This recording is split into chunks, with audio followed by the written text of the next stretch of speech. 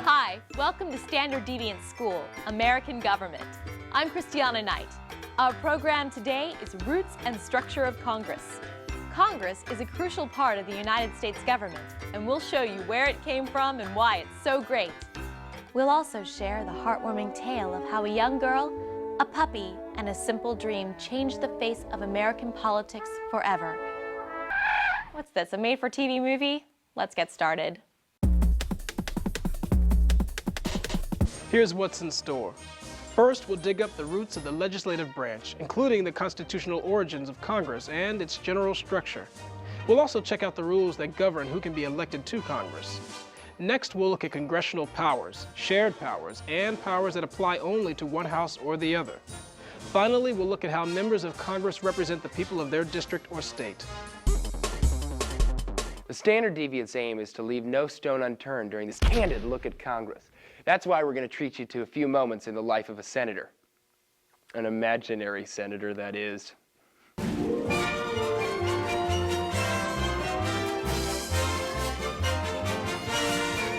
Arbitrary moments in the life of an imaginary senator.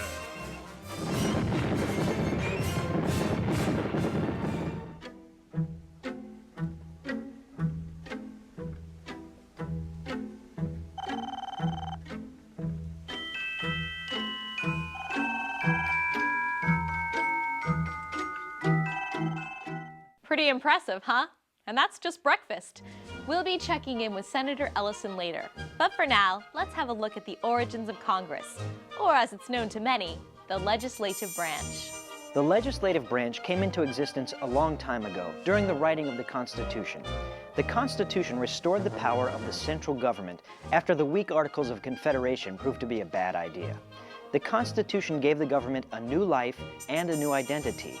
It was now a federal government. All this happened through the creation of a bunch of new important rules. These rules were found within articles. Actually, it was the Constitution. Articles are basically the different sections of the Constitution. What the first of these articles did was this. Article 1 of the Constitution established what we know as the modern Congress of today. This type of Congress is called a bicameral legislature. A bicameral legislature is divided into two separate houses. In the United States, both the federal and state legislatures are divided in this manner.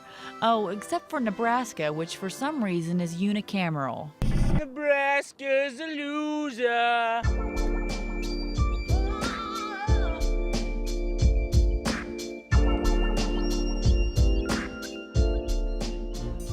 At the federal level, the two houses are called the House of Representatives and the Senate. Now, besides splitting this part of government up, the Constitution also laid out other important rules, like what exactly the legislature did, and also what it takes to be a member of each division of the legislative branch. Aside from providing nonstop programming for C-SPAN, the legislative branch is responsible for doing things like suggesting, forming, and passing laws. But you'll learn later that the legislative branch can't do this without the aid of the executive branch. However, the legislative branch was given specific powers known as enumerated powers. The Constitution laid out 17 of these enumerated powers, including the power to tax, coin money, regulate commerce, and provide for the national defense. Now here are the hiring stats for each legislative house. First, members of the House of Representatives must be at least 25 years old. On the other side of the street, senators must be at least 30 years old. House of Rep members must have resided in the state they're running in for at least 7 years. Senators have to be residents for 9 years. And finally, both members of the House and Senate must be warm-blooded mammals to qualify for election. That pretty much weeds out the candidate pool. But what happens if these folks make the cut? And how long do these guys and gals get to call themselves senators and House reps? Thanks again to the Constitution, the length of office is stated clearly. These things are called terms of office. Looky here. A House representative can hold office for 2 years, and they are elected by popular consent, which means the state residents get to choose their reps. Senators get to serve 6 long years in the Senate. Interestingly, it wasn't until the 17th Amendment that the people actually got to vote for their senators.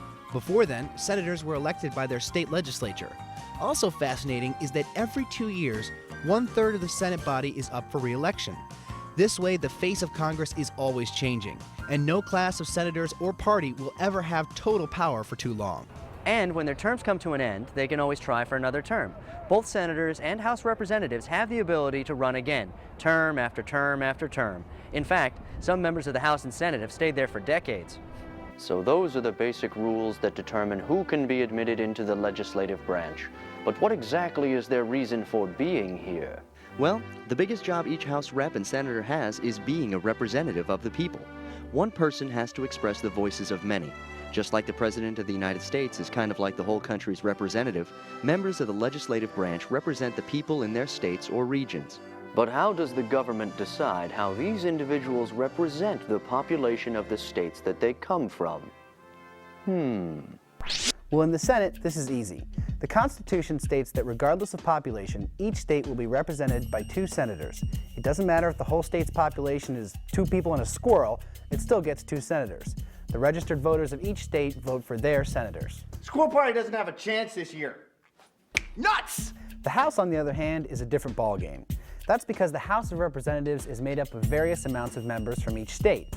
So not every state has the same number of members. Why? Because not every state has the same amount of residents. And House representation is based on state population. During the Constitutional Convention, the Great Compromise stated that each state, no matter what size, would have the same amount of representatives in the Senate, which made the small states happy. But then, in the House of Representatives, representation would be determined by population. This made the big states happy, but it also made things a lot more complicated.